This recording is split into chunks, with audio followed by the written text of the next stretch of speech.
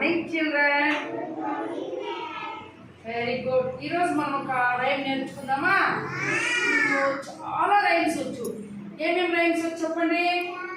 అది ఏ వచ్చు? God bless mummy వచ్చు, బటర్ఫ్లై వచ్చు, ఏబిసిడి ఓమైలేడి వచ్చు, తర్వాత ఇంకా రైన్ రైన్ గోత్ అన్నీ వచ్చు కదా మనకు.